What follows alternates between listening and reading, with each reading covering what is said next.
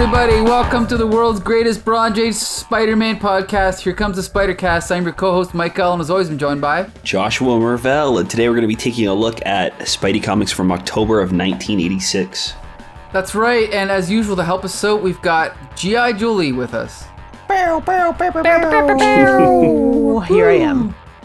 Awesome, and Bex Luthor. Hi, I'm here. I also have an air conditioner now.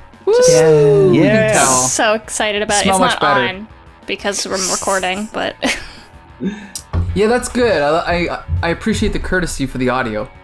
I mean, it's also 2 floors above me, so we put it in the bedroom. So... There's no windows in my basement. Ooh. It'd be nice and cool, though.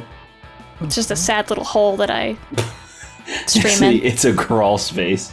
It's a Harry Potter cupboard. So... I guess we'll just jump right into it, huh? Yeah, we're on October 1986. Just to remind everyone, because I think we have a new listener this week, we are covering every single Spider-Man comic from the 1980s, including crossovers, guest appearances, special issues, annuals, blah blah blah. And this week we're going to start with Web of Spider-Man 19. Go ahead, Josh. We've been trying to go month by month as well, like. Yeah, chronologically. Usually with some like breaks in between to kind of do some like events or maybe cartoons. Talk about the cartoons, break it up a little bit. But yeah, let's talk about Web of Spider-Man number 19, introducing Humbug. Yeah. Also, the deadly debut of the man called Solo, which we don't actually see. Well, we kind of do. Yeah. Well, barely. Yeah, but it's still a mystery as to who it is. Yeah. It's really weird that that's on the cover when he's not actually introduced. He's just like a man in the shadow. Well, it's And also funny that they thought, like, clearly David Michelinie was like, this is going to be my Punisher. This issue is going to be worth something one day. And sure enough, none of us knew who the hell Solo is. Yeah. On the cover, he looks like just like a bald, naked dude in a thong. Right. Which doesn't even look like a costume. No, and the thing is, I know what his costume looks like, and that's not it. So, yeah, not a good cover. I was like, is that Sin Eater? And then I was like, who's Solo? And I literally just read this comic, just remembered Solo is a thing. I was hoping. I saw the cover, and I saw this fucking schmuck Humbug, and I'm like, oh man, I hope that's Sin Eater. God, I hope that's Sin Eater. I already hate this dude. But okay, so we see Spidey swinging through the city, and he's like searching for a fight, and I thought it was pretty out of character at first, but it turns out that he is trying to figure out if his Spidey senses are still working, because we left off last issue where somebody pushed him onto the train tracks and his spider senses didn't go off. So he's scared that he lost them. So he goes out, he goes to the dock, he stops these goons from robbing this shipyard, and they're taking a crate of black pearls. And it turns out that this dude named Humbug is there. He was originally planning on stealing it before these guys showed up. So he's kind of thinking like, should I beat this group of people here that are like kind of taking my, taking over my plans, or do I just leave? And then Spider-Man shows up to stop him, and he's like, yeah, that's not happening. So he's out of there. Spidey finds out that his spider senses are working fine. He's able to stop them. Humbug does get away without Spider-Man noticing, and we cut over to a bank robbery, and Solo's here. Woo! Solo! Kind of. We see the back of him. Yeah, we kind of see the back of him, and the only reason we know it's Solo is because he signed it. He signed the little paper he put on the dead guy, Solo. Right. Which was nice of him. And what's his tagline? Couldn't read it. While I live, terror dies. Okay. He's got very nice handwriting. Yeah, we'll give that to him. So we come back to the Bugle. Peter's being sent on another mission overseas. So he's supposed to go to Europe and take pictures of... Who was it again? It was somebody famous. It was a couple days ago that I read it. He's supposed to take... Some famous person is doing like a conference or something like that. So he's supposed to go there and take pictures. Margaret Thatcher. Right. There we go. Famous celebrity Margaret Thatcher. I knew it was somebody like a real person. Well, it's so crazy because JJJ calls her Maggie like they're best friends. Maggie Thatcher. Mags. Right, Anyway. right. I thought it was weird. Sorry, go ahead. No, you're good. Humbug is in his apartment. His landlord's mad at him. We find out that like he uses sound to communicate with different kinds of bugs and beetles, and he kind of uses their sounds amplified to kind of like make like energy and push people back, which I guess is something that bugs do. Maybe is that something that bugs do? I don't know. The comic makes me believe it. That's the case. So Peter gets some money from JJ to kind of buy some clothes and some like new luggage and stuff. He decides to instead buy Aunt May a bouquet of flowers, and he sees that Aunt May, one of her roommates in the halfway home, is moving out because of all like the danger that's going on. And on top of that, she kind of kicked Nathan out of the house too, or like told him it's probably best that he doesn't live there anymore. Peter's got to go so he can go get his passport. He's in line and he's like waiting forever, and he finally gets to the front of the line. He's about to hand the lady his passport, and his spider senses go off and he has to run, which is honestly probably the worst thing that's ever happened to Peter Parker. And it turns out that Humbug is robbing a bank truck. Right. And Peter pretty much easily stops him. Humbug is kind of just like a villain for this comic, just to kind of have a bad guy, I guess. And then we have this kind of, or we see that Joy gives Peter the plane ticket, so we know next issue he's not going to be in New York. And then we see kind of like a little bit of an epilogue type thing where a bunch of goons are sitting around a table talking about how they're going to stop this like money transfer overseas, and they like put a stick of like a pack of dynamite on the table, showing that they're going to blow up something to kind of do this heist. That's where the issue ends. And yeah, I thought it was pretty all right. Right. I didn't have like a fantastic time reading it, but there was nothing really that I was like, I flat out disliked, right. If that makes sense. It was just, yeah, it was fine. Like, I think that it was a pretty average story. I love some of the stuff with Peter in this issue. I love that he's like, I'm so scared that my spider senses are out, and I'm gonna like run into like a big bad villain, and he's gonna kill me because I'm not used to not having them. So I'm gonna go try to kind of like fight some of these lower level goons, because I know I can take them with or without my spider senses, and test to see if this is really a thing. So he's relieved that everything's fine there, and like I don't know, there's some fun stuff with him at the DMV, or not the DMV, wherever he's got to go to get his passport. The stuff with Aunt May, like there's some really good Peter Parker stuff. I think Humbug is kind of an interesting guy, but it's weird that he doesn't really have anything connected in with the bigger part of the story. Right. Like he's kind of just like, he's at the beginning and tied in with like the goons at the start. And I thought there was going to be something with the Black Pearls later on, but it was just nothing. Like he's just like, oh, well, whatever. I'll just rob a bank now, I guess, or a bank truck. And then Peter stops him.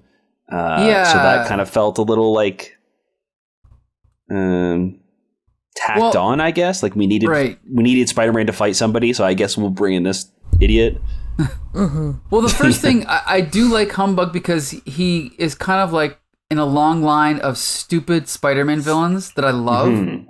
Like, I like how, Superman would never do this, Batman would never do this, but Spider-Man comics have no problem with just having these goofball villains that maybe they'll show up again, maybe they won't. He's got a stupid name, but his powers are unique, So I think it's cool, right? Yeah, I kind of liked him as a character. Right.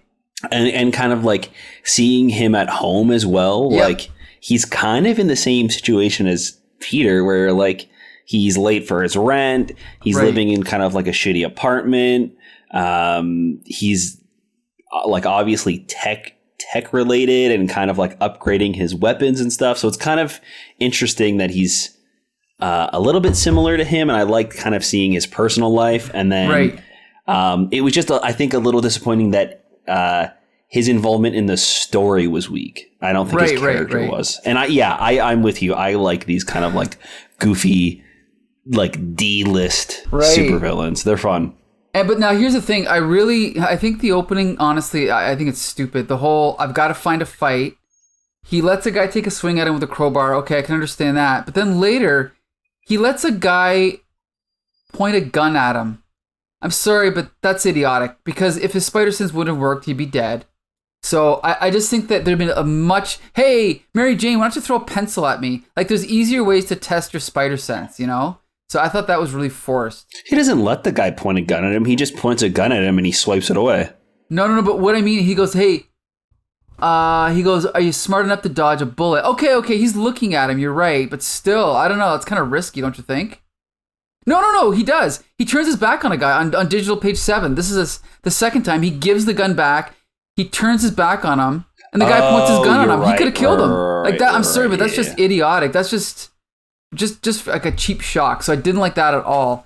The other thing is the Solo thing is obviously supposed to be an important character, but again, the fact, like, I remember Solo, but you guys never heard of him. Obviously, he's not very important. Wouldn't it have been better to have Solo come in and save, like, a scene, like intervene on a scene in the story? Like, maybe he mysteriously helps Spider-Man and then disappears and Spider-Man doesn't know why. Rather than cutting over to, where is this, Germany? And then just have this scene that has no connection with the rest of the story, right? It's kind of that problem they have with dropping in subplots that don't connect to the rest of the story. So I thought that was a bit of a weakness. But other than that, like you said, it felt like a Spider-Man comic. It feels like the real Peter Parker. So I liked all that stuff. I love the stuff of him waiting in line.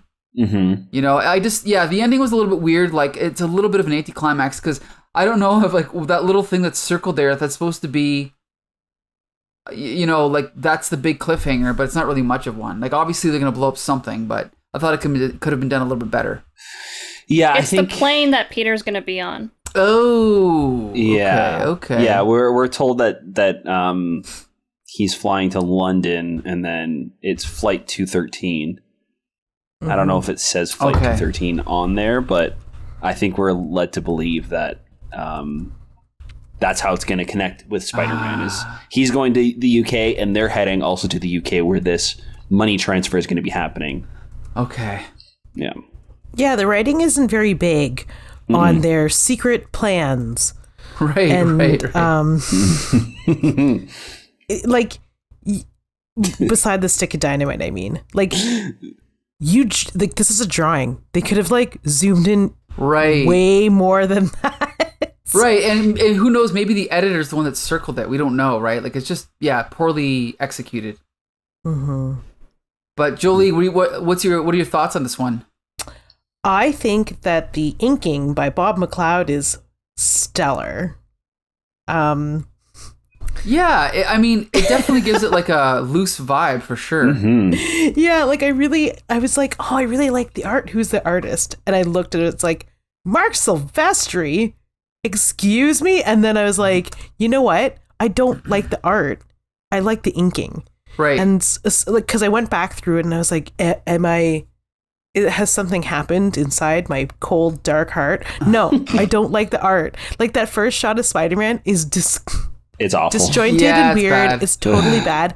The inks, again, save the day. There's a couple scenes where they kind of like very, they take on like an illustrative vibe. Right. Like where we see the back of Solo, and you kind of get like sort of that crackle effect. Kirby Crackle, It's just it's just painterly and nice, and that can only be the inks.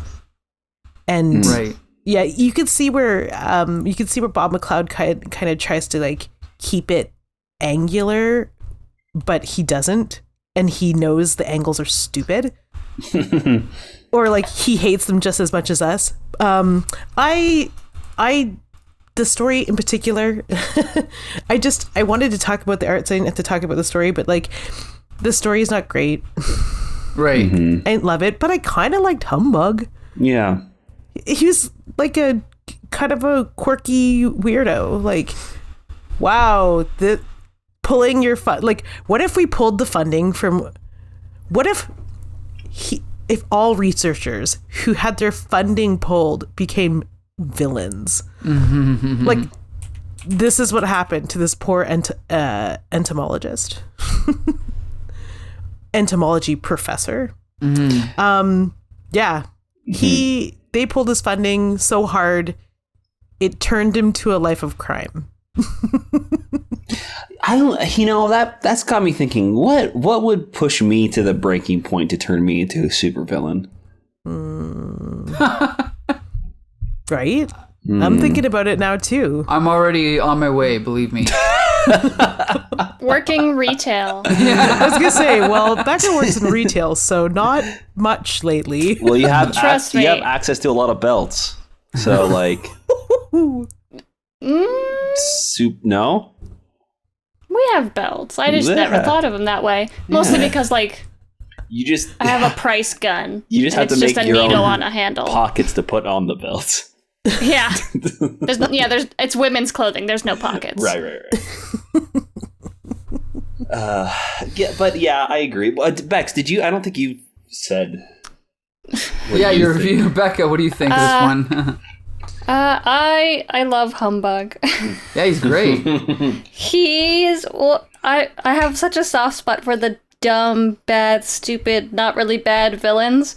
Like, he doesn't hurt anybody. He just wants money for his bug experiments, right? I just want money for my bugs. The bugs, he's got a whole mess of them. That can't be cheap to feed all those kids.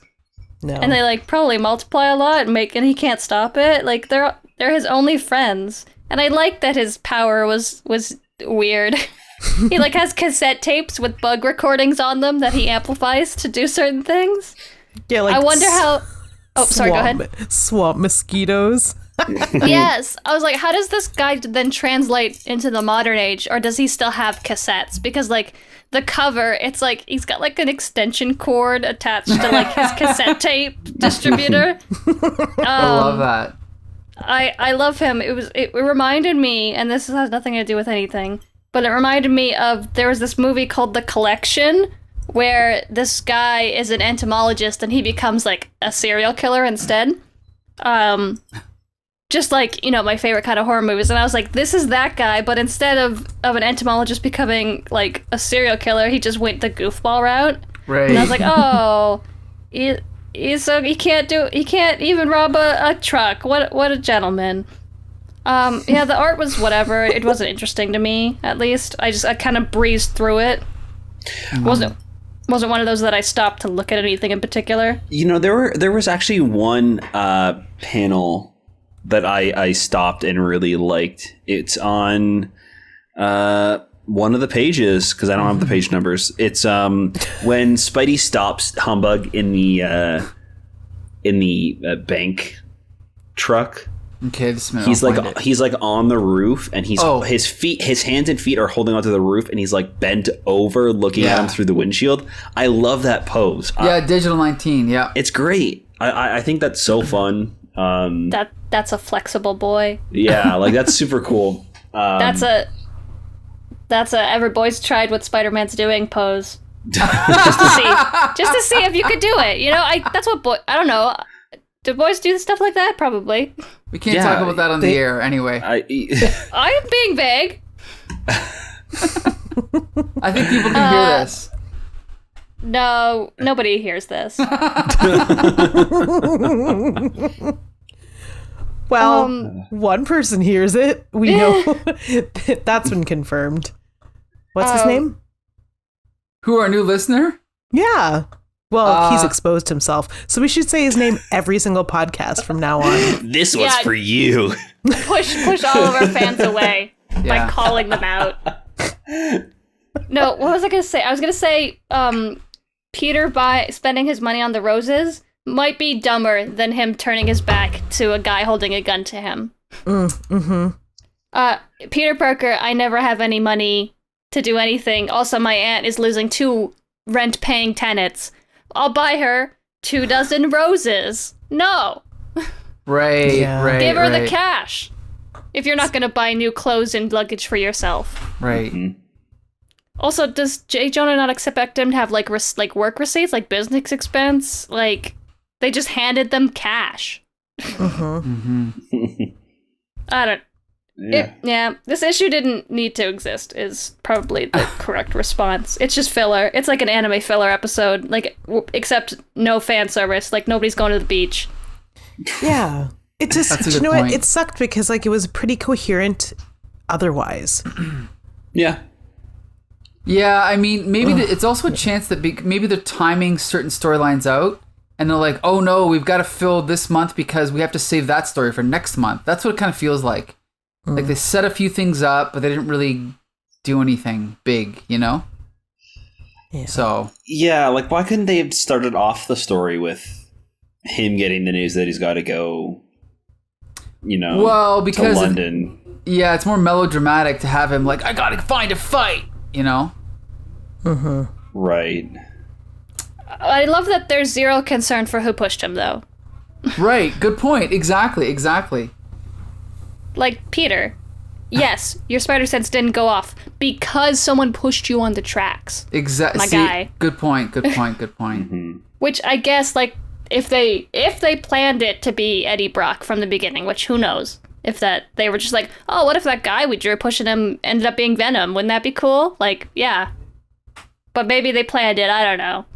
But if they did, and they were like, oh, well, we can't find out who it is until later, I feel like Peter would be curious. Who was trying to kill you? That's just me, though. I guess I'd be concerned if someone was trying to kill me. But I feel like maybe he's just used to it at this point. Right. It's also strange, too, because we get another story this month about him fighting somebody who is not affected by his spider sense. Wait, who is that again? Ace. Ace. Yeah, good point. Well, I guess Ace beat him to the punch, so Venom's the ripoff. But anyway. Yeah. One of them stayed around, and one of them we never see again. I'm going to go protest the Venom 2 movie premiere. This is an Ace. We want Ace. Yeah, we want Ace. And Sony's like, we don't even have the rights to Ace. We don't care. No, Sony's like, who? Huh? Humbug. Who's that? Right. We're making a Humbug movie. Humbug. We know Humbug. Yeah, James Gunn's directing it. It's going to be great. I would love that. John Cena's in it, John Cena as Humbug. Oh my god, who do we cast for Humbug? Good question. Rick Moranis. Actually. Paul Giamatti? Paul Giamatti as he's Humbug. already, what's his name? Rhino.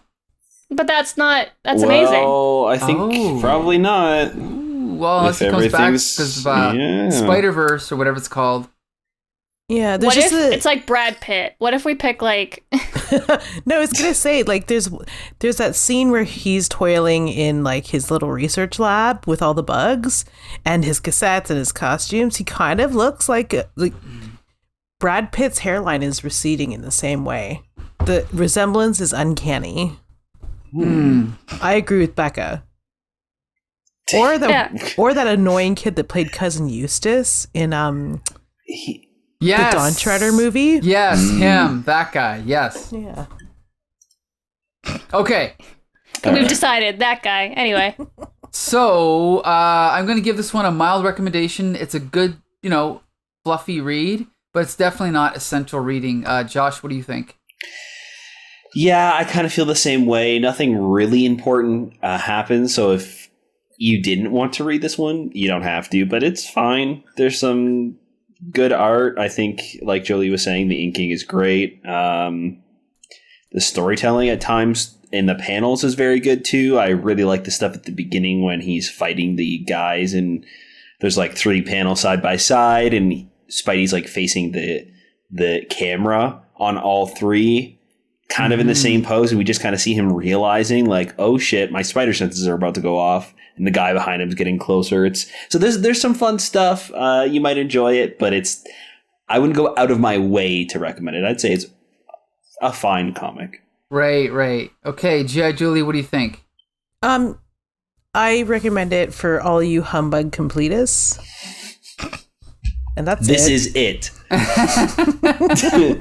I'd say this one is essential for the humbug completist. Yeah.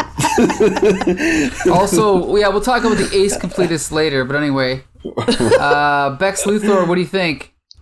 I don't know. It's okay. Like for me, if you're gonna do like fluffy, like I said, like filler episode type stuff, I like it when it's already established characters that are just doing cute, like fun things, like Peter and Mary Jane going on a date, and then like some non-world-ending hijinks ensue, and like it's fine, like it doesn't matter at the end of the day. I'd rather have more character development between characters we already know. If it's just going to be fluffy, nothing plot-related happens. Right. But I mean, sure, throw in 2 new bad guys. One that we probably won't figure out who the hell Solo is for another 3 years, so it doesn't matter. But yeah, and like in the stuff that we did get, like he talks to Joy for a second, and then he talks to Aunt May for even less time. He's like, "Here's some flowers. Love you. Bye." Right. I gotta go stand in line. Like, cool. I want to read about Peter Parker standing in line instead of talking to his aunt. Yeah. I have no time for you, Aunt May. I really got to go stand in line at the office, and then at the first whiff of crime, he leaves the gigantic lineup. But he can't. Yeah, you can't. Yeah. You can't talk to your aunt for 20 minutes. Yeah. Ugh. Nathan was right. You suck. Also, shout out to Aunt May for being a girl boss and ditching that boy to the curb. She knows what she wants, and it's not Nathan. Did she marry Doc Ock yet in what's going on right now, or that was earlier? Later? Most earlier. Oh. She almost got married to him. Yeah, much earlier. At least he was doing something with his life, you know? Yeah. All right. That Okay. nice boy Otto from down the street. I liked him. Okay, so now we're going to jump over to Amazing Spider-Man number 281, the second appearance of the Sinister Syndicate. And G.I. Julia, I think you're going to summarize this one, right? I think so too. Woo! Okay, written by It was Tom that or Ace, so. I'll go. No, thank you. I'm personally, I want to hear Becca's signature snark every time she mentions Ace's name. Anyway, okay. So Tom DeFalco like anything. is the writer. Brett Breeding is the penciler and the inker. Ron Frenz story later. Okay. So the Sinister Syndicate is here. I think the last issue ended where it looked like they were going to get bested by this syndicate, and they didn't. They don't. Somehow they're saved. They're saved by Sandman. Even though Silver Sable has broken or twisted both of her ankles, which she says. So anyway, Sandman, who we learned a couple episodes ago, or last episode, has taken a turn for the better. I don't know. Yeah, sure. I just remember either listening or being a part of, I can't remember at this point, a conversation about a book where he decides that he's going to be a good guy, which to me is kind of strange. Still wearing that same like shirt though. Yeah, almost like a prison shirt. Right. Yeah, like green and black. Or It's like a look. you know the bully in like Family Circus. those like little Family Circus comics in the yes. newspaper. Like that's the outfit of the bully in Family Circus. Right. It's very Bugle Boys. Mm-hmm. Yeah, brown pants. So anyway, Sandman distracts the Syndicate enough for Silver Sable and Spidey to get away. They don't really go unnoticed, but whatever. They cut halfway through the action to bring you up to date with somebody called the Jack-O-Lantern. And I had to go over this a couple times because somebody walked into the store while I was being introduced to Jack-O-Lantern, and I kept thinking, why is Hobgoblin's face a pumpkin now? Yes. And I hadn't scrolled down enough because I was reading it digitally, where it says, for the services of the Jack-O-Lantern. So yeah, the whole time I thought it was Hobgoblin, but with a pumpkin head. I was like, is this like October? Are we in October of the 1980s? Anyway. Yes. Thought maybe it was a theme costume. So wait, but so you haven't come across him before? Jack-O-Lantern? Yeah. I don't think so. Because you must have missed certain episodes because he's been in it a few times lately, for sure. But anyway. Silver Sable is just being paid to bring him in. Mm-hmm. Yes, that's right. Okay, and I think it was was it with Murad that you talked about the whole like assassin contract, or was it the last episode where I didn't read any of the books but I stuck around? Oh, I don't know. I do not remember anything. So okay, cool. That doesn't help. Was that one or the week before? Okay. Yeah, he's been around for a little while though. Let's see here. It cuts to a third storyline, which takes us into the Daily Bugle. And we have Robbie and JJ sort of like milling over the paper and kind of like upset or not excited about the idea of Hobgoblin being another feature article. I don't know why. Oh, I know why this is important. Sorry. Robbie...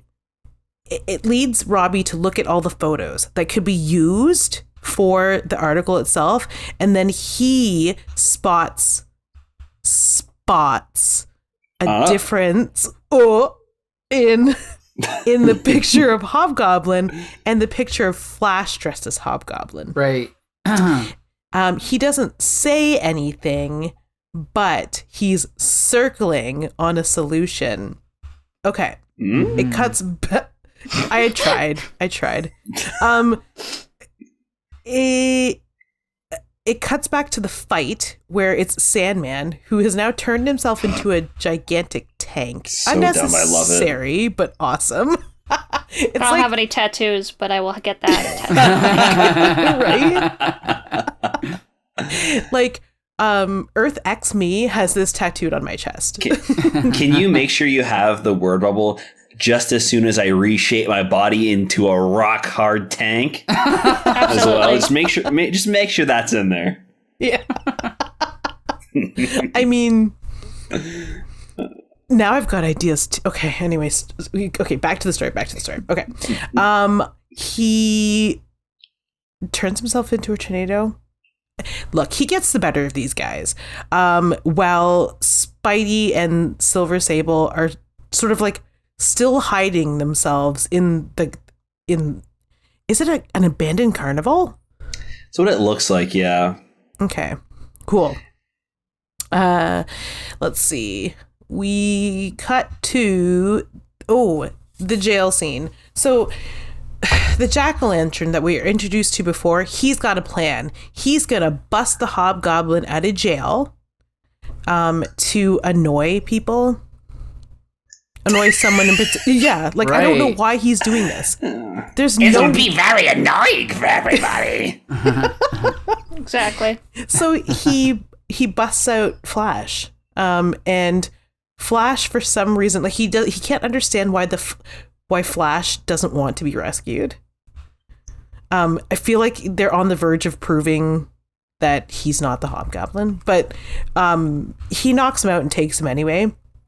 And then cut to the fourth location, where we see the Rose and the real Hobgoblin, who have retired to just like spinning their wheels in the Rose's side garden, where they just like drink tea all day and plot, or maybe they talk about like soap opera plots. I don't know, but they're always together talking about something in Rose's garden. The phone call, Rose informs the hobgoblin that, oh, hey, your plan may be, the jig is probably up. You're laying low, but someone broke the Flash out of jail. And he's like, great. Well, now the authorities will be looking for me. I better kill Flash. Because that'll solve my problem. Yeah, that doesn't make sense, but... No, it really doesn't. I mean, he could have just kept chilling in Rose's garden. They would have still been looking for the other guys. Like, it didn't really matter where the fake hobgoblin was. He would have existed so that hobgoblin could hang out with the Rose all the time. Like, he could be in jail. He could be passed out on jack-o'-lantern's glider hopper. It didn't really matter. But his solution to get the heat off of him, the hobgoblin, is to go and find the fake setup hobgoblin and kill it. Because villain logic. Okay, so we cut back to the third time. We cut back to the fight between the Syndicate and Sandman, and it's still going nowhere. Right, like, it's just still a bunch of punching, except for Hydro Man gets involved, and now it's water against sand. Okay, so we cut to right. It's a day at the beach. Okay. So they don't really go... We wanted the beach episode. Not like this. We sort of... I wanted swimsuits. I wanted banana boat and umbrellas and then... And Mai Tais. Yeah. And cute boys in cute underwear. Jack-o'-lanterns in a Speedo. It's quilted. You know what? I don't want that anymore. It's a quilted Speedo. It's wonderful. It's probably really hot, though, so I don't understand. Again, the jack-o'-lantern probably really only primarily operates in the fall. Okay. He's a seasonal villain. We have to go back to Jack-o'-lantern. Just his motivation is he just wants to be annoying to everybody. Right? I feel that. He's the little brother. Yeah. I'm gonna go around and take the garbage lid cans off of the garbage cans so that when the raccoons go in and tear up all the garbage, it falls over and the garbage spills out.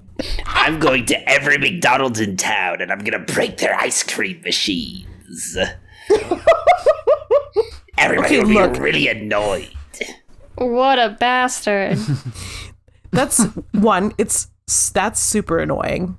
So congratulations. And two, have we really just gotten to the bottom of why all of McDonald's ice cream machines are, quote, it's broken? Jack-o'-lantern. It's Jack-o'-lantern the whole time. I hate summer treats.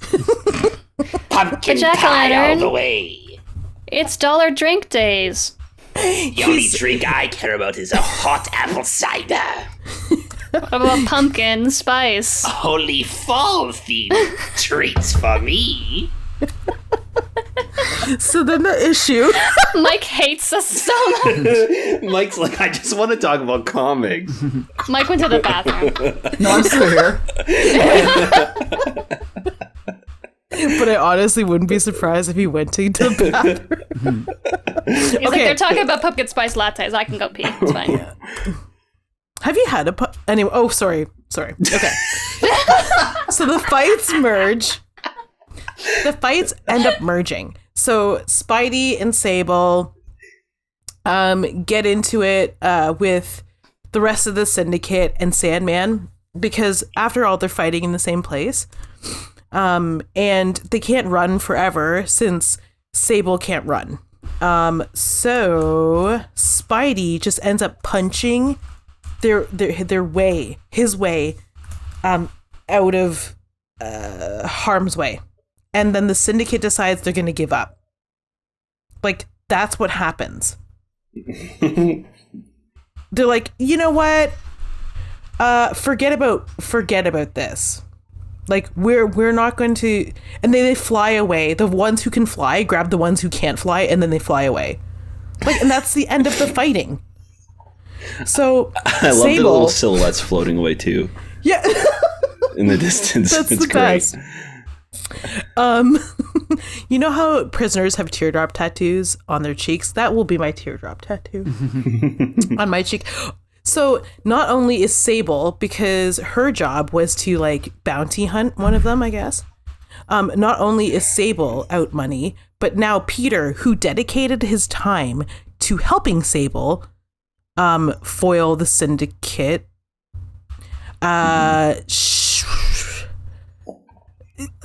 he's out money that he was kind of banking on to use to help Aunt May, which was the whole point of the fight with the syndicate. Like, oh God. Which is weird, though, because didn't last issue he said, I'm not doing this, I don't work for money? Yeah. So last issue he then was going to use the money to help Flash with his problem. I don't know how money was supposed to help, but that's why he wanted the money. And so they were originally going to go, because Jack-o'-lantern was like, hey, I'm at the abandoned carnival. And so they were like, let's go, even though it was obviously a trap. And he hired the Sinister Syndicate to take down Silver Sable for him. And, I mean, I guess it worked out, because now they're not going after him. So... Yeah. And then it's silly because it just ends and then everyone forgets that, like, you know, Jack-o'-lantern was like annoying you for very briefly. I'm not sure how, I cannot remember at this point how Flash escapes from Jack-o'-lantern's clutches. Jack-o'-lantern gets distracted when Hobgoblin shows up. And so Flash knocks out a guard and jumps out a window. Right. That's it. Okay. Sorry, I forgot the part where Hobgoblin was trying to kill Flash Thompson.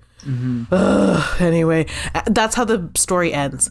Flash finds a trench coat and a hat, and he tries to figure out how he's going to lay low so that these two, the pumpkin and the Hobgoblin, can't kill him.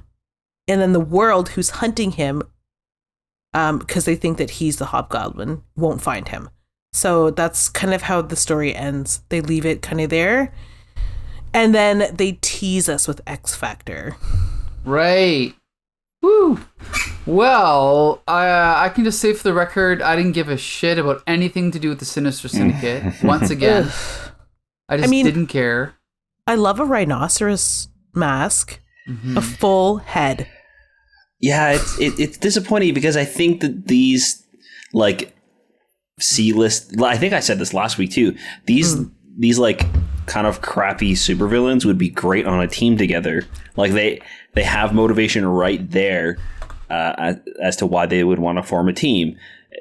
Together, they're kind of like separately, they're kind of Spidey's worst villains he's ever encountered. But together, they might actually stand a chance against him, right? So this kind of, like, I like that idea, and I think that the fact that they're kind of like these C-list villains that have now banded together and bonded over the fact that they're kind of like sucky villains is great.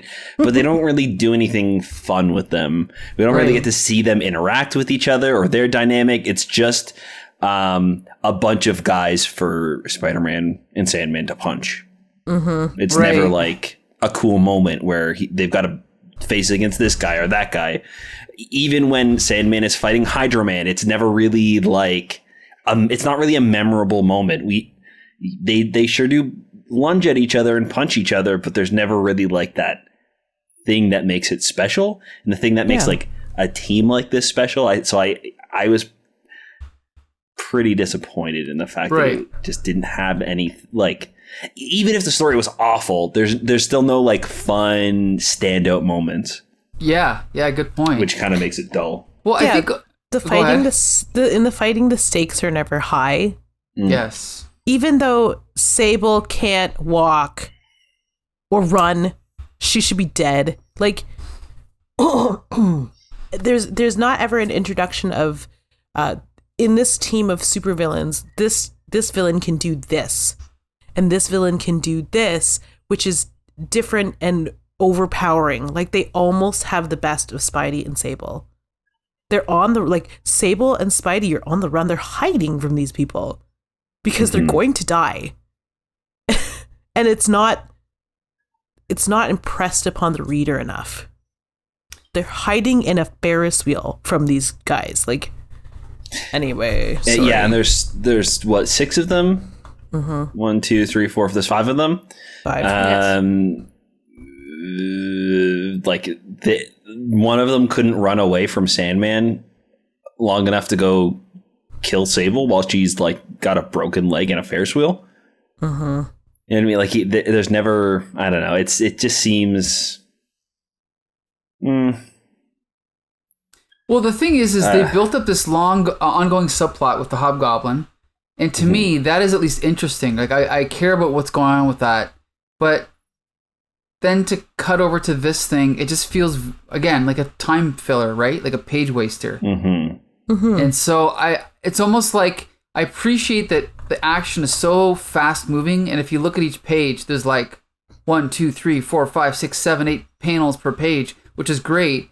But it's maybe I wish they would have just focused more of their attention on the Hobgoblin subplot and just forgot about this Sinister Syndicate thing, because I just don't care about it at all, you know? Yeah. Bex Luthor, what do you think? I really liked it. Actually, I really, really liked it. I like the Sinister Syndicate a lot. I love their dialogue with each other. I love that they're never like, oh, you idiot, I'm the strongest one, I'll beat Spider-Man. They work together. I really like that. Like, they don't just leave someone behind. They all, like, the ones that can fly take the ones that can't when they're retreating. Right. I love Sandman's beef with Hydro Man, because I think the last time that he saw Hydro Man, they got, like, merged or whatever, and he's, like, still salty about it. Right.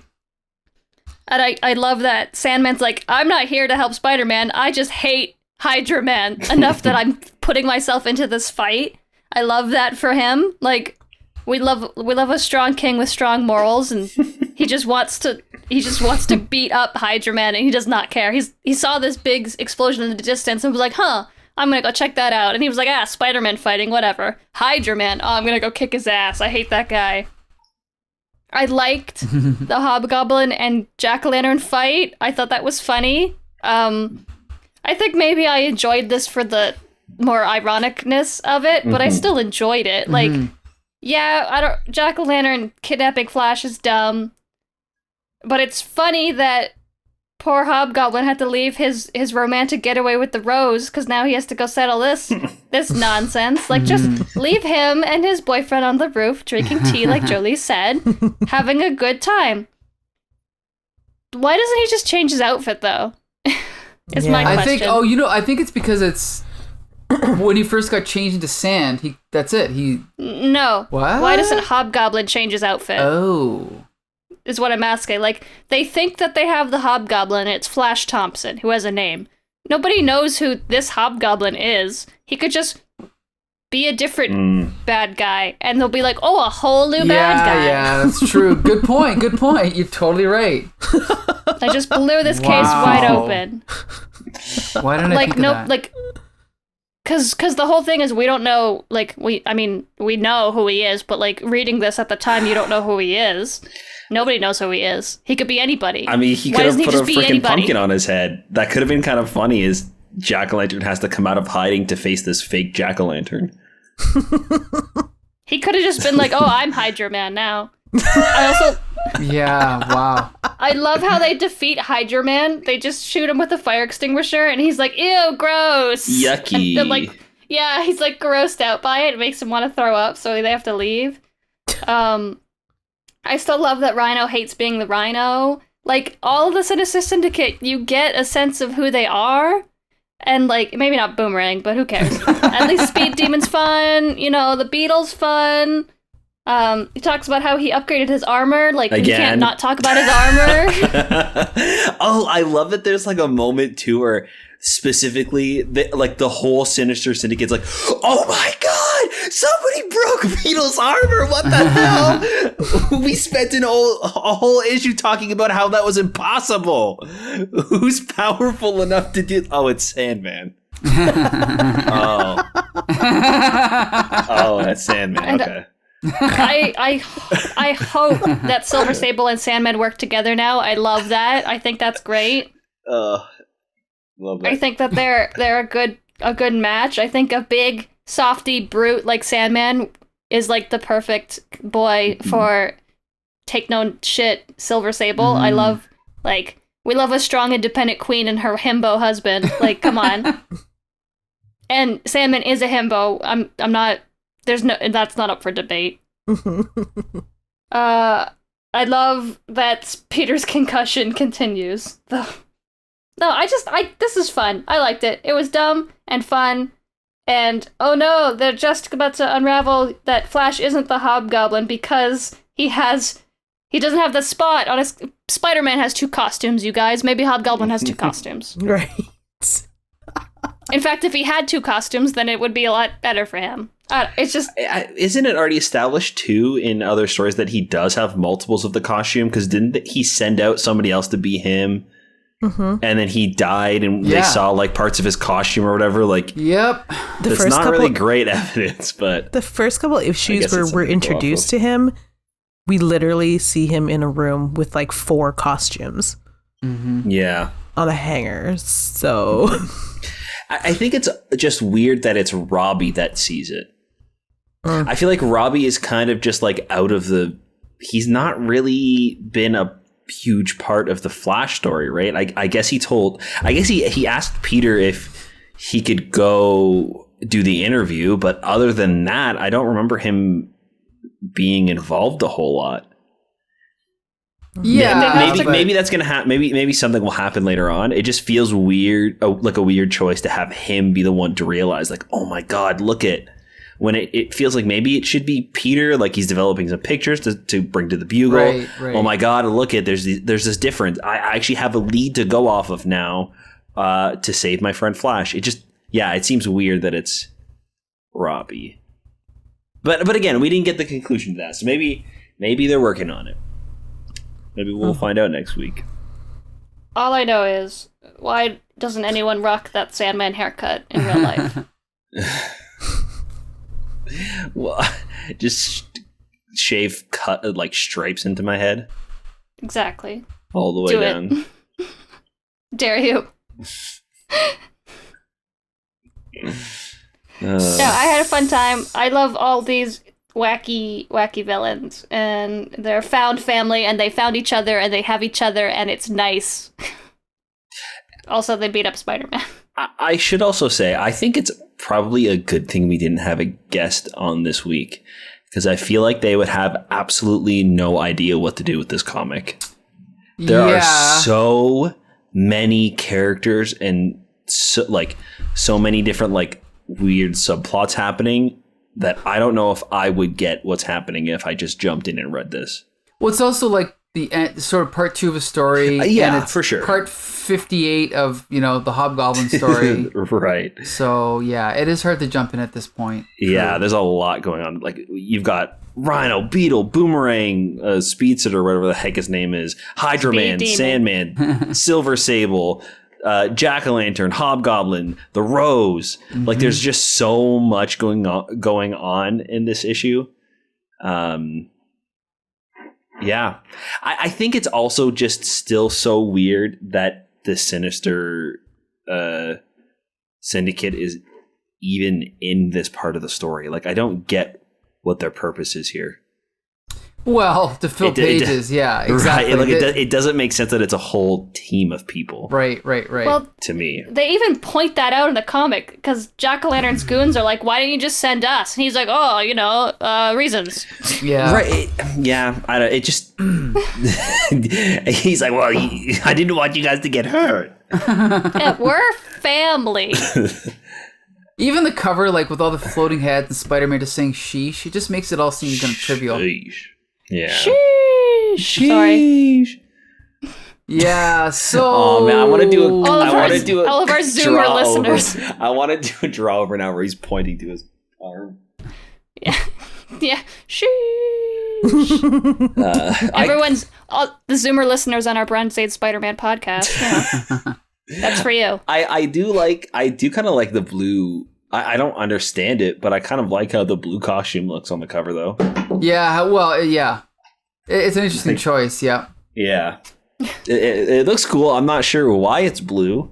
Is it like a blue spotlight on him? I'm not sure what's happening, but it looks nice. Black is blue, right? Like Superman's hair is blue, which means it's black, so whatever. Yeah, but that's usually like the highlights, right? Like these colors seem swapped, where like just the shadows are black. Yeah, I get what you're saying, but it just feels weird that they've swapped it for the cover. Yeah. But it looks cool.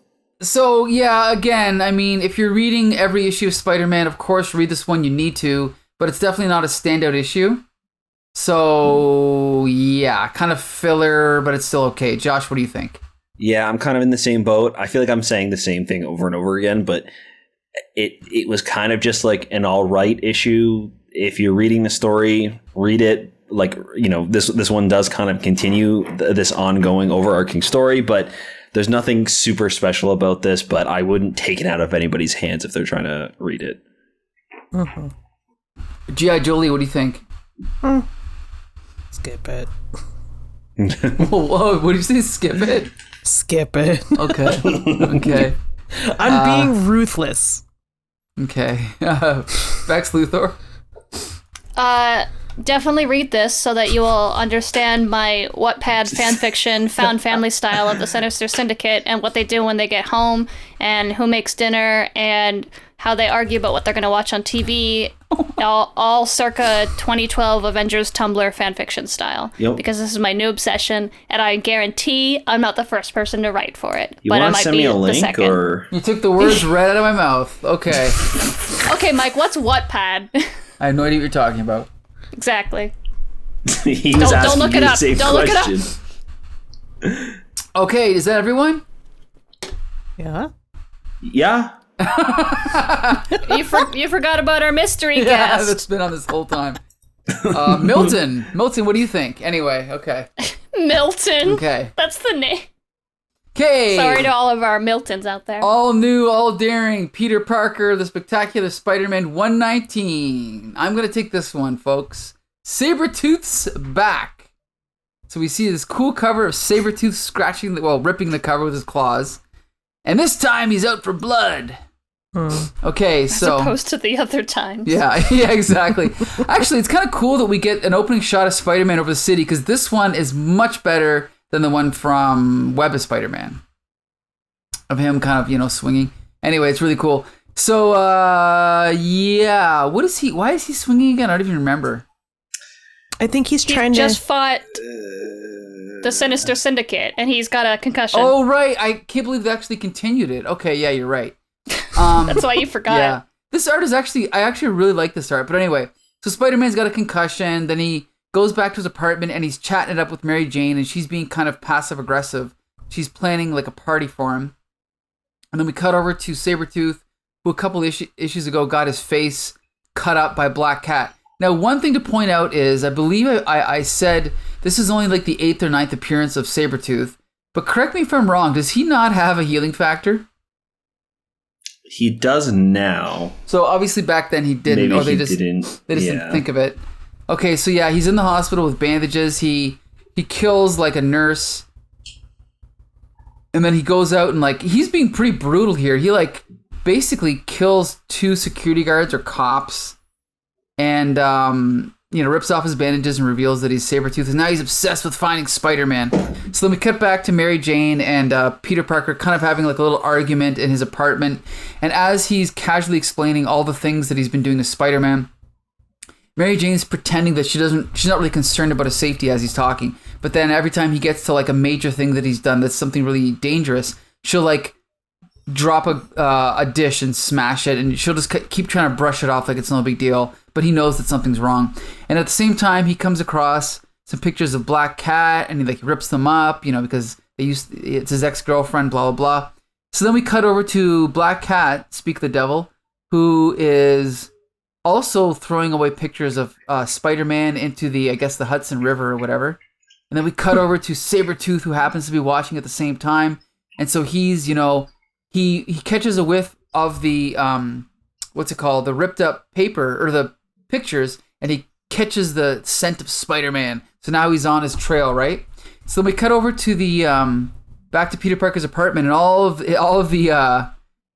the party guests are coming over. And so first we get Candy, Randy, and Bambi, and then we get Joe Robertson and his son and his wife. Then we get this scene straight out of Spies Like Us where Peter Parker introduces everyone. Randy, Candy, Randy, Randy, Randy, Bambi, Bambi, Randy, Mandy, Candy, Mandy, Bambi. And then Mary Jane, Dandy. Anyway. So then we cut back to Sabretooth, running over rooftops, and we see in the background someone is behind him. Who could it be? Oh, wait, they have a rat tail. It must be Black Cat. So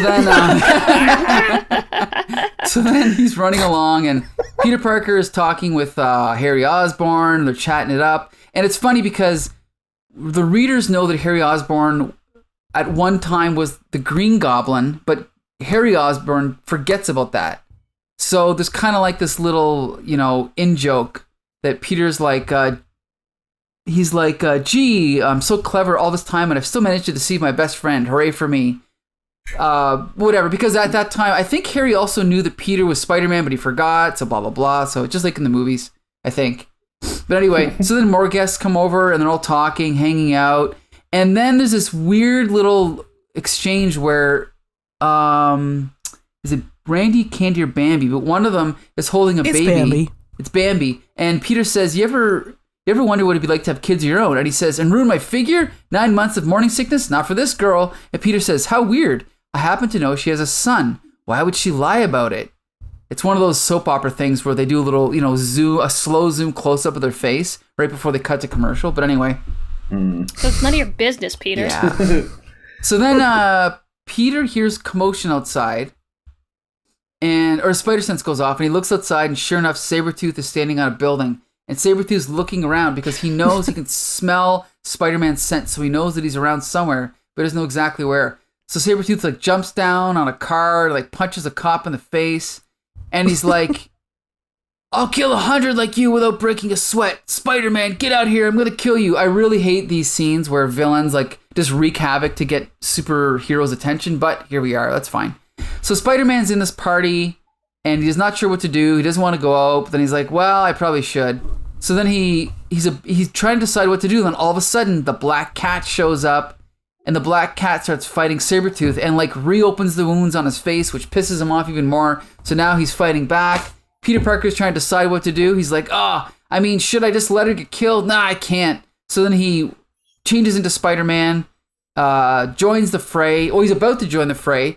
But then Black Cat is doing a really good job. Black Cat ends up kicking his ass by smashing his face into the pavement several times and then just leaving. And then the cops come. And then anyway, as she's leaving, Peter Parker looks down at her from a rooftop and she looks up and winks at him. And so we're thinking, oh, look at that. She's trying to help him. Cool. Then we cut over to, everyone kind of reacting. Sabretooth's back in the hospital. He's planning Spider-Man's revenge against Spider-Man. But then the sort of twist ending, even though we kind of knew this was coming, it turns out Black Cat is actually working with the Foreigner. And so she wasn't helping Spider-Man. She was just, what was she doing? Oh yeah, regaining Spider-Man's confidence so that she can, sneak in there and get him. And then we end on this little kiss between Black Cat and Foreigner, which means that, they're obviously working together now, which we kind of find out last issue. And that's the end. And yeah, it's kind of a weird plot and kind of spends a little bit too much time on some things, but overall I really like this one. I thought it was the best written of the bunch. And I thought the art was really good too, especially since again, we kind of contrast it with the pencils from Marc Silvestri in the other issue. So I actually really enjoyed this one. What do you think, Josh? Yeah, I thought it was pretty good too. I think it's. I'm not sure how I feel about Black Cat and Foreigner working together and how they're gonna trick Spider-Man.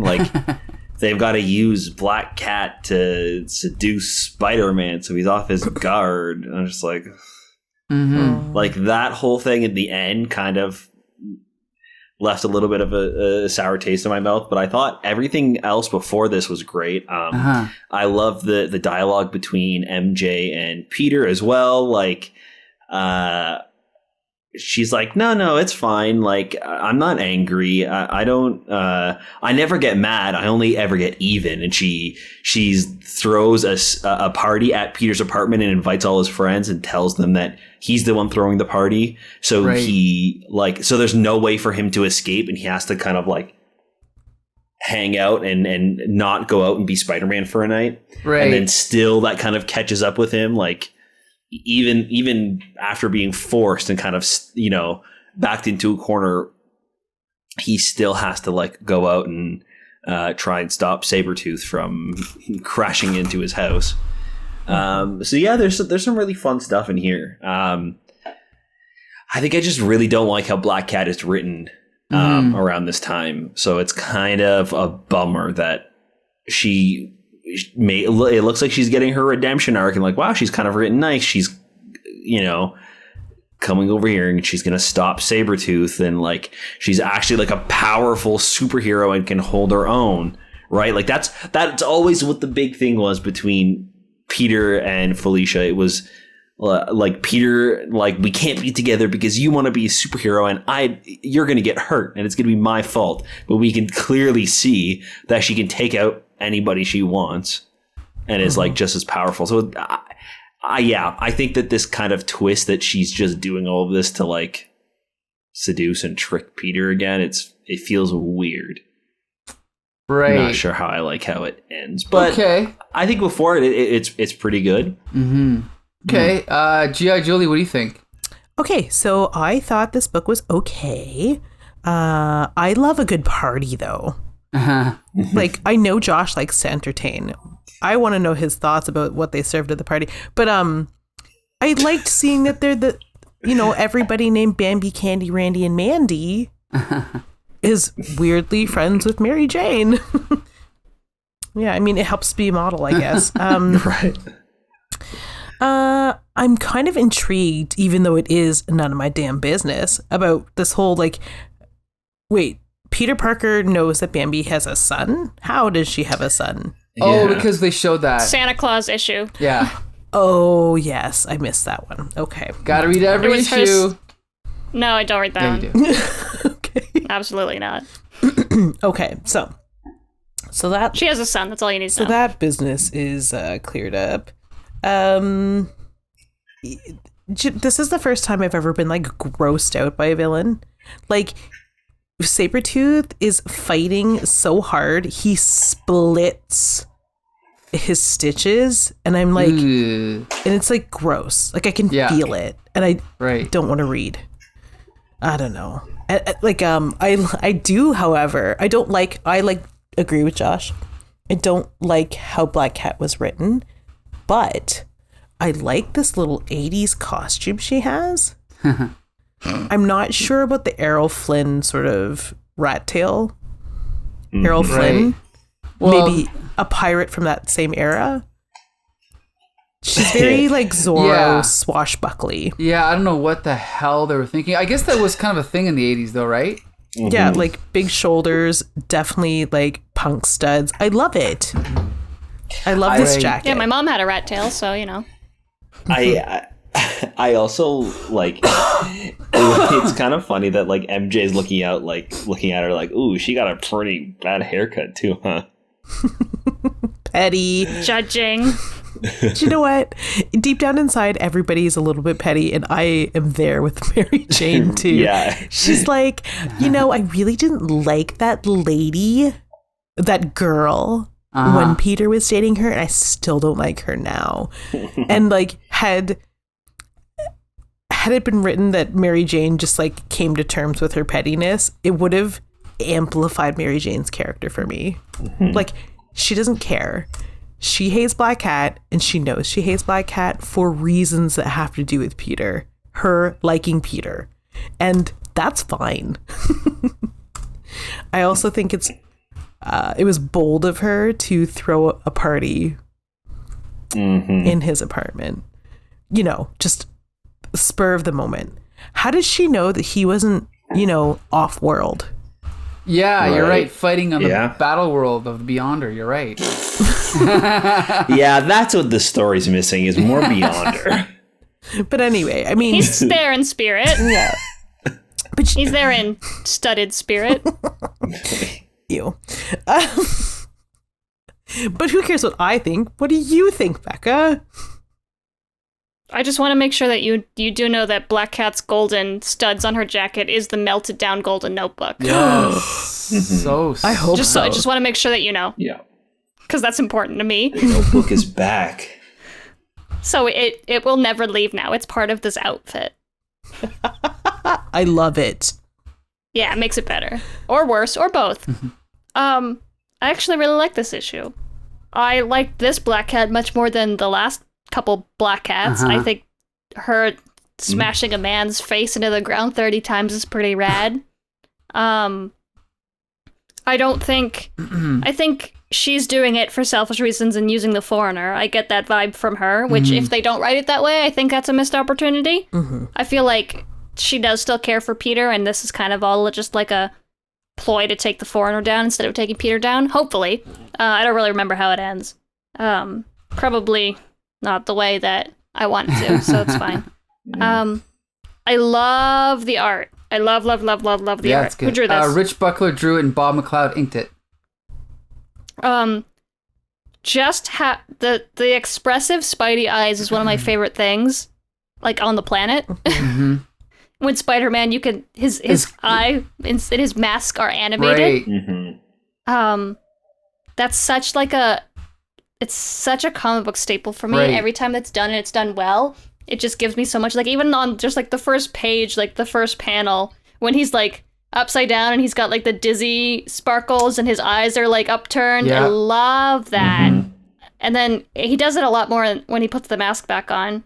I also love how Sabretooth is drawn. Right. The gashes on his face are rad. I'm a big fan of like gore and stuff like that. Like I love horror comics, and obviously this isn't going to go into that territory, but it does get pretty gnarly.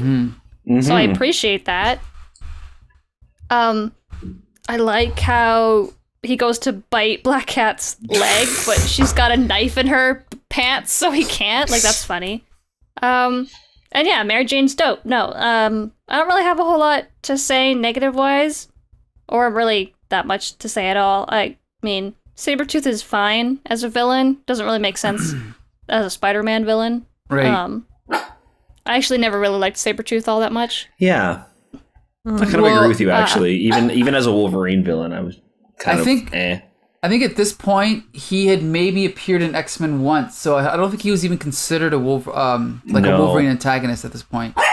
So they don't even know that they're brothers or anything yet, right? Or I think at one point they were going to be father and son, then they were brothers, so no, I don't think there's any connection there yet, yeah. So yeah, it just, he's fine. I mean, he looks like Kraven the Hunter, but he isn't as cool. I don't know, whatever. I like the conversation Peter has with Harry. It's good to see Harry. Right. Haven't seen Harry in a while. Yeah, I think I like the party scene. I like that little character interaction. I think that's what was missing from the previous issue when it was going to be filler, is like that kind of like the characters all interacting with each other, catching up with each other. Like we actually see Liz and Harry's baby. Like I haven't seen that baby since they almost like before she had the baby. Like. And she was in the hospital. So that's like, shows you just how much time has passed. It was nice. It was actually nice. I enjoyed the art. I enjoyed the storytelling. I enjoyed the writing. And I enjoy the fact that Black Cat was like, yeah, let's kiss this hot guy. You know what, girl? Get it. You do you. I was like, oh, is she working with the foreigner and not sleeping? Nope, she's definitely sleeping with him. Good. Good for her. The haircut though isn't it? The haircut's not right. Yeah. Like go short or go long. I don't like the rat tail. I think if she had like a really like a buzz cut, that'd be dope. Or like a side shave. Yeah. Yeah, give her a Storm mohawk. Storm had a mohawk around this time, Yes, right? Give her one of those. Well, not everyone can have a guess you- mohawk, though, right? They gotta change it Just up. me and Storm. Says who? Yeah, actually, everyone can have a mohawk. And if she was gonna have this haircut, yeah, Yeah. I don't know. All right. Decent. So, Not awful. yeah, I definitely recommend this issue. Nothing bad here. Nothing. Yeah, that's it. Again, this is my favorite issue of the bunch for sure. So I definitely recommend this issue. Josh, what about you? Yeah, I would recommend it. It's not a fantastic issue, but I had a lot of fun reading it. The stuff that stands out is like the MJ Peter stuff. Yeah, I'd give it a recommend. All right, G.I. Jolie. It's not terrible. If you like entertaining, this might, tickle your fancy. If you also, oh God, I tried to make a joke about like ER or Grey's Anatomy and Stitches, but that wasn't working. Just because I'm staring at this picture of this man, speaking of Rick Moranis, from like an hour ago. He looks just like Rick him. Moranis. Yeah. The nurse or the doctor? Yeah. Yeah, that guy. Dr. Roman. But yeah, it's good. It's better than the last two for sure. So yeah, I recommend it. And you know what, too? I'm just thinking about it now. Peter never fights anybody in this issue. Good point. So I like that. You know what? I think it's kind of gone up a little bit in my book. Well, that's what I mean. Instead of filling pages with pointless fight scenes, just have them be talking at a party or doing dishes. Yeah. Exactly. That's great. You know what? I didn't notice that until you pointed it out. And one of my favorite scenes is where he's talking to MJ. Yep. Yeah. He fights his inability to be just Peter with his best friend. That whole conversation he has with Mary Jane about like how he should just she's telling him that she can be unloaded on and he will not unload. Do with that what you will. Peter, don't do it. I know what happens. You kill her. She gets cancer and she dies. Becca, what do you think? I have a question. Have you guys ever gotten full headshots from a significant other of them? No. Yeah. What are you talking about? Oh, okay. You don't go get a photo shoot done when you change your Facebook status to in a relationship? No. I love that he had headshots of her and it said love Felicia and she has so many pictures of him. Oh my God. And none of them are in his red and blue suit. They're all the black suit. Right? She doesn't like the red and blue one. Also kind of selfish of Peter. All of Felicia's are signed and his are not. I think she gave him hers and she took the ones of him. They don't look like they're from him. They're pictures she clipped out of the newspaper or took herself that he doesn't know she had. So creepy. And I like that for her. You know what, girl? If we're gonna be crazy, just go off the deep end. So, Mike, the answer is my question. 10 out of 10. Woo! Crazy ex-girlfriends. All right. Okay, so with that. Also, yes, read it. What's that? Art's beautiful. We are read it. done. Thank God. Time Now to we're go going to home. review the longest issue of the week. Peter Parker, right. Spectacular Spider-Man Annual number 6, featuring the return of Ace. Thank God. Was wondering where he went. For those who don't remember, for Ace is basically they took Prince and Michael Jackson and put them in a blender, and you get Ace. That's pretty much it. Apparently, Ace is designed off of the creator. Designed him off himself. Like Mark Beachum? Mark, the artist, you mean? Yes. I was going to say, not Peter David. I've seen Peter David. He doesn't look anything like this guy. Wow. No, not Peter David. Yeah, what's the man you said? No, Mark Bright is the Mark guy Beachum. who created Ace. And he apparently based Ace off of him. It's Marc Beachum, right? Which is... Wikipedia says Mark Bright Really? designed the character based on his own appearance, but more restrained. Okay. So this guy is more restrained than Mark Bright. Restraint? I was like, my guy. So I Googled this guy's face, and maybe he's older now, but also like, I don't know, dude. Yeah. I don't know if this guy is you. Yeah. I need a design for literally the coolest character I've ever met. And what better of a design than me? Yeah. Yeah. So, that was my preface going into this issue. I was like, oh yeah, I remember Ace sucks. So, and I like how it just says Ace 2 on the cover, and then the first page is also Ace 2.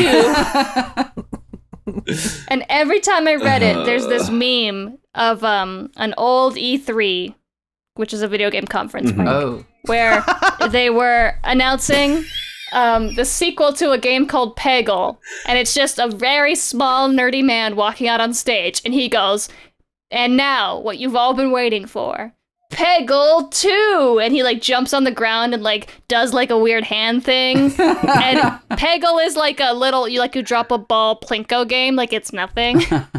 And there's, like, nobody in the background, so every time I read Ace 2, I think of the Peggle 2 meme. Not good. So apparently Ace is back.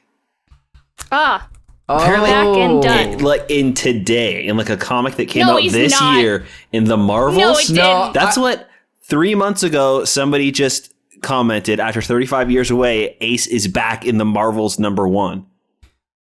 Okay, no, well, he's not. In MarvelFandom.com, he's not listed as having any further appearances, so maybe that issue hasn't come out yet. Maybe the Marvels. Oh, wait a minute. #1. Oh, you're right. The Marvels. Yes, you're right. Oh my God, he is back. He's back. Wow. Well, I guess we'll have to read that issue, except for the fact that I don't care. So we start off the issue, and it's a dream sequence, because what else were we gonna do with the story? And everyone is surrounding Ace, everyone being Spider-Man, Mary Jane on a motorcycle, and of course this issue's got some of my favorite art, women's butts for no reason. Is this the same guy that drew that other one? Of course. Of course it is, yes, of course. And then I'm reviewing this. So even in this scene where it's this page where it's just Ace's butt, Mary Jane's butt is more pronounced than him, and that's not equality. So they're all egging him on to fight Ace because reasons. So Peter is trying to punch Ace, and he can't hit him until he does hit him. And Mary Jane's like, see, what a wimp. And so he beats him up and throws him in the trash. And then Peter wakes up, and he's like, huh, what a weird dream. Haven't thought about that guy in a while. And I was like, me too. So now he's thinking about Ace for some reason, because he has to, because he's in this comic. So he's thinking about him, and he's like, you know what? I'm gonna go looking for him. Like, he's like, trying to decide if he wants to find Ace to fight him or not, to prove something. I don't know. And then we pan over to 3 young women walking down the street, and of course they're accosted by men, because why wouldn't they be? It turns out that one of the young women is Ace's sister. What's her name? Rosie.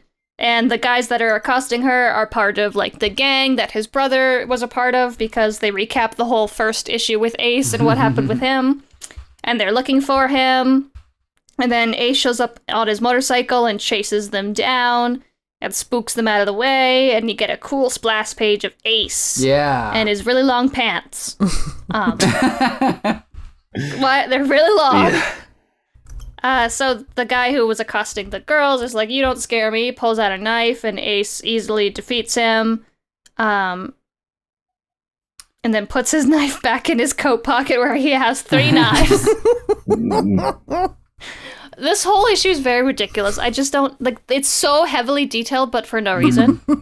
So, and then he's like, come on, Rosie, let's get out of here. And then we pan to Peter going to Aunt May's garage sale, or like it's like a yard sale, but like the whole street is doing like a yard sale, which is, he was that's why he left early this morning to go to Aunt May's yard sale. And of course, like any average neighborhood yard sale, it's just women's butts for some reason. And Peter just walks on by and doesn't even notice the butts, which, good for him. And he's like, here, Mary Jane, here, Aunt May, I'll help you with some boxes. And they have a good talk about Uncle Ben, because what kind of Spider-Man annual doesn't bring up Uncle Ben? And then there's a cute moment where Peter finds his childhood teddy bear and he tucks it under the table because he has to hide awesome. it. Mm-hmm. It's the only good part of this whole issue. And then they hug because they miss Uncle Ben. So then we go back to where Ace and his sister Rosie are, and Ace drops off Rosie at her friend's place. But not before Ace stops some goons from robbing a store, I guess. I guess he's like, Ace has decided that he wants to be responsible like Spider-Man now. Spider-Man's taught him a lesson or whatever, because he is going to testify against his brother in court. Mm-hmm. And so we pan to said brother talking to his lawyer about how his brother's going to testify against him. So they're like, well, let's get him to not do that, blah, blah, blah. Back to Ace. He runs into like a social worker who's like, hey, your sister, we're gonna take her away. But he tries to run away and the guy chases him down. In a car. He just gets in a car and chases him down, and then they talk on the motorcycle and the car, driving at the same speed. They talk through the window like normal men. And then he ends up, the social worker ends up getting stuck in like some construction, and Ace gets away.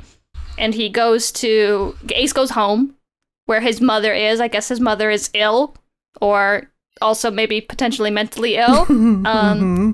We actually get a beautiful panel of a depiction of her mental illness and her dancing, which is a shame because the rest of this is just awful. And so they dance, and then she dies. Tragically. Of said illness. Who knows? But she's dead, and poor Ace, so sad. You can really tell because he shows a lot of emotions and says many words. We go back to, where are we? Doesn't really say.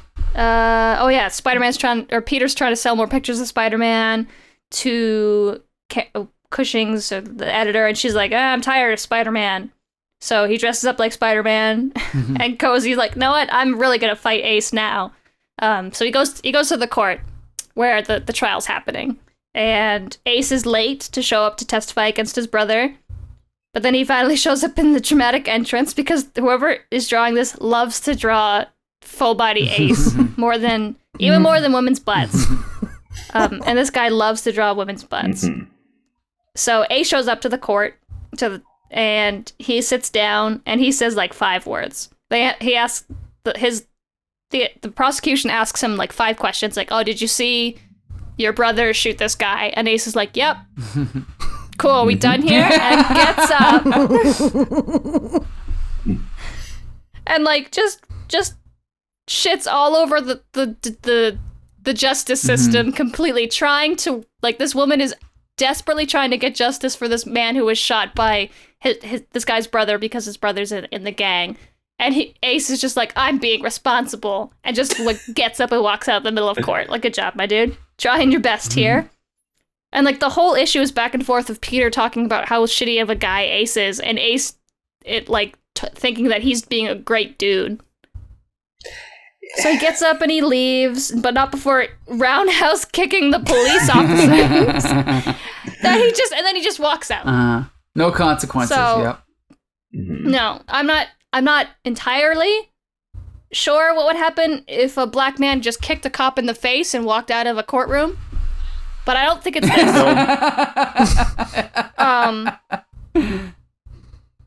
And then in typical Ace dramatic ass fashion, he tosses his tie and his jacket in the trash. Just to stick it to the man. For some reason. Take that, me. I don't know what the hell's happening. So then back in the courtroom, everyone's like upset because this is a mockery of the justice system, and we can't believe that this guy doesn't care, and this poor guy, like his son and his wife are crying because now this kid who killed their husband is not going to see any jail time. He's going to get acquitted basically because there's no proof that he did it, even though obviously he did it, and he's in it. Like, so Peter is like, oh, they say there's nothing any of us can do, and then they do that Spider-Man Peter Parker split face mask thing. So he's like, yeah, no, if only there was Spider-Man. So he goes in his costume and he goes looking for Ace. Love it. So he goes to Ace's apartment, and even Peter's like, wow, this place sucks. What a shithole. And it's like, Peter, maybe he's poor. Like, get over yourself. So there's a little confrontation with Peter and the police, and then he runs into Ace outside. And the Reapers, all of the gang members, they don't like Ace because he was going to testify against their leader, his brother, even though he didn't really, and it didn't matter, but they still want him dead because of it. So they're like, yeah, Spider-Man beat him up. So him and Spider-Man start fighting, and he still can't hit Ace at all, and he's getting frustrated about it. And then he finally hits him. And Rosie shows up and is like, stop, that's my brother, whatever. Like, why are you doing this? And then all of a sudden Ace stabs Spider-Man in the chest. And we're like, oh, holy shit. But it turns out that it was a retractable, it was a fake knife. So then a guy pulls out a gun and tries to shoot Ace, and Spider-Man's like, no, don't shoot Ace. And then Ace has a Captain America speech where he talks to all of the gang members of the Reapers, and is like, you know what, you'll have my brother back, and I'm leaving. And he takes Rosie on his motorcycle and he leaves town. And that's it. And then the guy who's Ace's brother shot's dad died. His son is like, I'm gonna kill him. So he leaves, and it's a cliffhanger. What's gonna happen next? Uh-oh. Is he gonna get who cares? Who the fuck cares? Holy shit. You gotta wait until Marvel's #1 in 2021 to find out. Oh man. Who saw this character and was like, I'll bring him back? No. Well, probably the guys that created them, that based them on themselves, right? My opinion, bad. Mike, what do you think? For me? Yeah, you. No, the other Mike.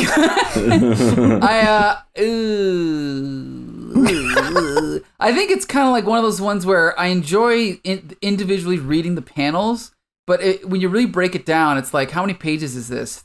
41? Oh.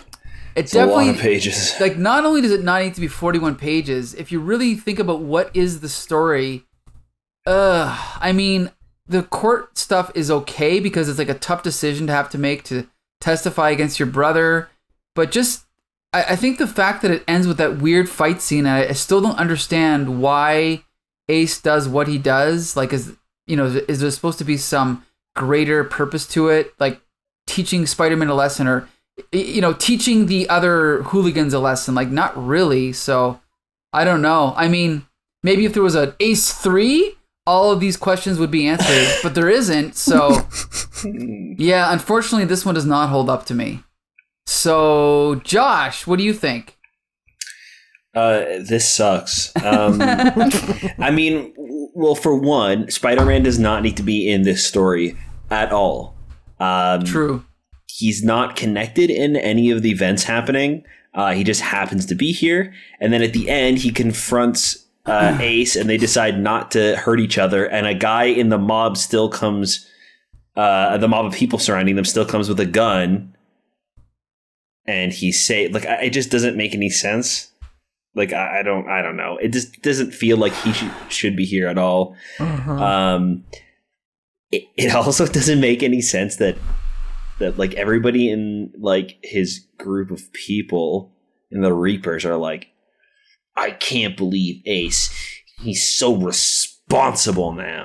I can't believe saw Spider-Man one time and now he's a good guy and he has so much responsibility. Then he goes to the courtroom and he's like, fuck the police, fuck the court system, I'm out. It's like, wait, I'm not sure he really is like trying to be responsible or do the right thing. Like, he just doesn't care. I mean, even walking away, he's like, man, I tried so hard to do the right thing and sit there, but it's like, you really didn't. You just sat there and didn't do anything. Like, I don't know. I don't care about this guy. I don't care about anything happening to him. His sister looks like she's in her 20s. And the Child Protective Services are after them because she's going to get taken away. Well, yeah, but she's just drawn as... Well, yeah, it's because Marc Beachum doesn't know how to draw anything other than, 20-year-old supermodels. Right. Tits and ass. Yeah, because if it weren't for the social worker, I would have thought she was in her 20s because that's how she looks. Right. There's a lot of just like real up close pictures of like girls with their asses hanging out. Yes. That are not actual characters. They're just people walking by the frame. Right. Like there's one girl, she's wearing like these cut off jean shorts that are so short her butt is literally out, like is drawn on the page. Right. Earlier on, when Peter is at the yard sale outside, there's this like woman in the foreground that takes up half of the page. She's bent over she's bent.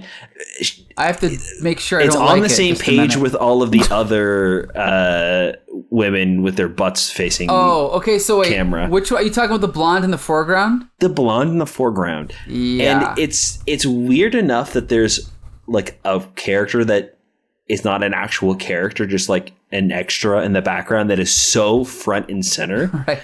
She's like bent over this table with like the lowest cut dress she could possibly have on. And then Peter says something like, "Say, don't I know you? Aren't you Christine Brinkley?" Christy, and then yeah. May, or whatever. Yeah. And then Aunt May says, "Christy who? My stars, Peter. Do I look like a weather girl?" And I'm like, this doesn't make any sense. Why is Aunt May answering when he's talking to this girl? No, he's and then not. I flip to the next page. I'm like, yeah, exactly. I was like, gotcha, okay. I see. This woman is just in the foreground because hot women, I guess. It just, I don't know. I can also say, as someone weird. who's had yard sales, women that look like this do not go to yard sales. But anyway, or buy their jewelry there. Yeah. I don't know. Or only wear stiletto heels to a yard sale. Yeah, I would say that's not my footwear of choice. A group of for a block party. Scantily dressed women in stilettos going to a yard sale together. Right. Yeah. And like they could have just been Bambi and Randy and Candy. Like that would have been funny. Right, yeah. Throw in a scene where he's like, "Hey girls, what are you guys doing here?" We're like, "Well, we're looking for more furniture that we can DIY on your roof." That would have been perfectly fine. Yeah, for sure. Yeah, if they were looking it's at very a chest of drawers, I would have laughed unnaturally hard. Mm-hmm. And like you could have drawn them sexy because sure, whatever, Right. just dumb, but fine. But at least like they exist in the universe. Right. Yeah, I think that's what's really weird about it is that it's like, it's okay to have beautiful women in your stories. It's just weird that they're front and center, but they're not actually a part of the story. Like that's when it really like crosses the line. Like it's been chucked across the line at this point. Right. It's ridiculous. Yeah, they're just accessories. They're just to look pretty. Yeah.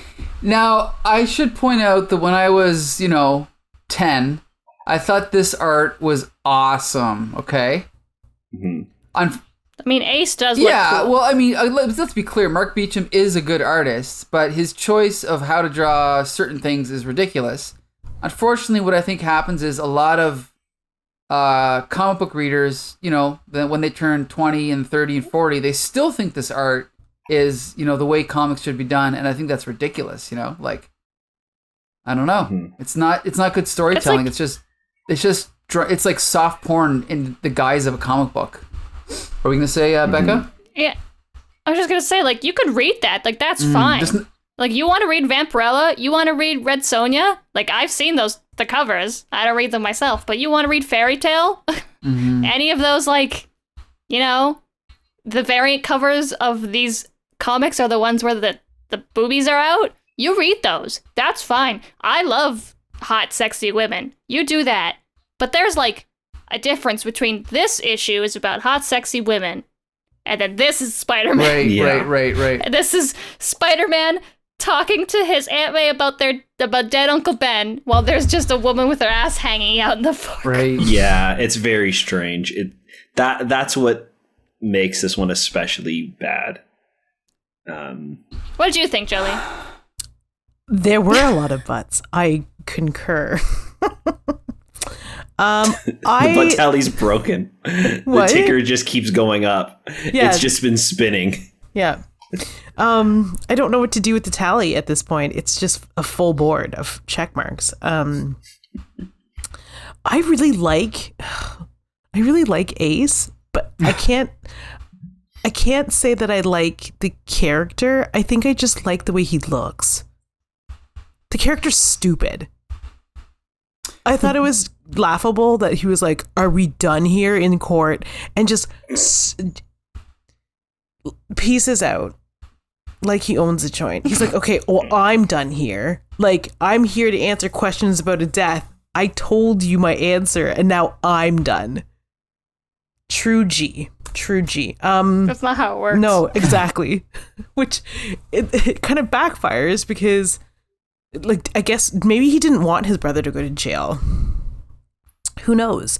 Maybe he had a crisis of, like, familial consciousness. I can't be sure. The book isn't either. So it doesn't ever really clear that up. It just presents this dilemma, which creates skepticism in Spidey. Like, he's like, "I knew it. I shouldn't have given Ace the benefit of a doubt. He is evil. He is, crime is just his game. Like, there was a reason why I was after him." And then he goes after Ace, and I was like, that's really weak. At first you in your mind absolved Ace based on evidence, and then you saw that happen, and then it made Peter look foolish. It made his reasoning skills, like, less reliable to the reader. It just kind of made Spidey look like a fool. And then and then we get interrupted by one of my favorite things outside of a house party or entertaining guests, which is, some casual thrifting. I really wanted that scene to last longer. I too, like Becca, enjoy visuals of hot, sexy women. I don't mind that they're bent over the tables, cleavage out, like fondling all of Aunt May's precious gems. It's kind of sad. It's, like, really sad.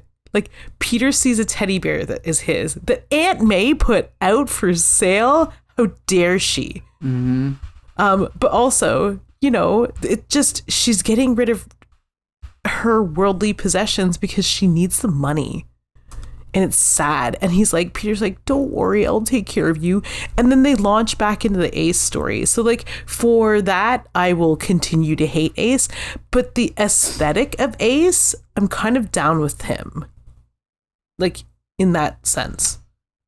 Well, and also his power is cool. The fact that he can kick Spider-Man's ass is cool. I mean, to be honest, I'd rather read an Ace story like this where I'm actually scared Spider-Man's going to lose than, that Fire Lord story where he's a freaking Herald of Galactus, but Spider-Man can kick his ass, I don't know. Wait a second. Does he actually have powers? Now that I'm thinking about it. Actually, no, I think he can just avoid his spider sense. He's a mutant. Is he? Oh, I think we find that out later, right? In Marvel's number 1 or whatever. No. I think it was just like the creators just said that, yeah, he's a mutant. Oh, okay. I thought that what I they think were. he has like precognition. Oh. Okay, guys, He has a spidey sense. I thought what they were getting at was that the reason why Peter Parker's spider senses didn't go off was because it was never a real knife and he wasn't in danger. Oh. Maybe why that else was would they it. have a plastic knife? It doesn't. This is never set up before, right? Wow, they really handle Frank, that yeah. strangely. Do they talk about the plastic retractable knife before? Where? Not before. Maybe it's like maybe it is always a plastic knife. Like when he's fighting the guys who are like harassing his sister. Right. He pulls out a knife on them, right? Or maybe he doesn't. No, he takes does he take somebody's knife? I can't remember. Oh, maybe he takes. The No, knife it's just is like swiped and he takes it from them and then puts it back in his pocket. Yeah. Peter just gets stabbed, and Peter's like, "What? Huh?" And he's like, "It's a retractable blade." Anyway. It's pretty cool, huh? Pretty realistic. I got it from Party City. I got it at a joke shop. Fucking love pranks. Prank lord over here. I'm gonna start a YouTube prank channel in 2021 when they bring me back. The thumbnail is him like in shock, like spent 24 hours in a Walmart. Not clickbait. Not fake knife. Gone wrong. Gone sexual. Spider-Man? This channel, that despite not existing, already has 3,000 more subscribers than ours. That's fair. Ace is very cool looking. He's pretty cool. Maybe that's the key. Maybe we should just dress like this from now on. There you go. But yeah, I didn't get the cosplay. There you go.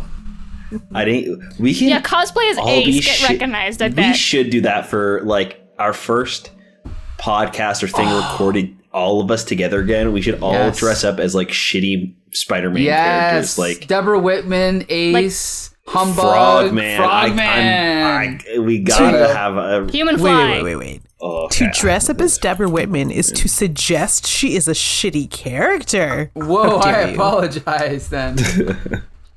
I think we can only pick like one-offs where like they were in like 4 issues max. Apology accepted. Anyway. Okay, so Humbug. Yeah. I want to be a golden notebook. That's maybe more of a main character than Deborah Whitman ever was. Well, you could do Black Cat's costume with Fair. the gold notebook shoulder pads. That'd be great. Yeah, But instead don't you of wanna, studs, they're just Don't you notebooks. want to shave your head and get a rat tail? There you go. I already did that. Oh, Okay, seriously, who's gonna chip in for the $800 for the table? Because I want to do this. But anyway, The yeah, table. we're gonna go to a comic convention and get a table. We have to now. and just sit there. Yeah, to see who Like, recognizes us. who are you guys? I don't know. I guess if you don't know, then you're not a real comic Exactly. book fan. Oh, Posers, all of them here. Okay, Don't know who Ace last name is. Spencer. I looked it up. Ace 2, I think Sure. his name is. Yeah, there you go. Ace 2. Electric Boogaloo. Okay, so on that note, I'm going to say this issue is all over the place, but it still has good pieces to it. The pieces don't add up to much. It's probably too long, and I can't believe we had to wait until this month to see Ace again, but I think it'll be worth the wait. So I give it a mild recommendation. Josh, what do you think? No, I don't think I would recommend it. It's just, it's so inconsistent with the story and who Ace is as a character. Peter Parker doesn't really have much to do here. Like the stories don't connect until like the very end when he happens to run into him outside of his apartment, and then there's like this weird confrontation with the fake knife. Like I don't know. I think this one does not work at all. This is the first one that of this week that I would just not recommend. Okay, Bex Luthor. Yeah, no, it died. It has no point. Like, you never see Ace again. None of this ever comes up again. None of it matters. Also, it's bad. So, like, I'm fine with one-offs, but this is just pointless and bad. The only thing that I'm willing to give this man for drawing this is he did draw a motorcycle really good a lot of times, and I know that's hard, so. Okay. G.I. Jolie. I agree with Becca. Anything mechanical, like a spaceship or a robot, is kind of on the difficult side. So sure, I'll give him points for that too. I don't know that I could recommend this though, other than for the fact that Ace is a character. To tell people about Ace, how unique of a character, like how unique looking he is, and that he's based off the creator, like visuals of this Marc Beachum guy. Well, actually, Mark Bright, yeah.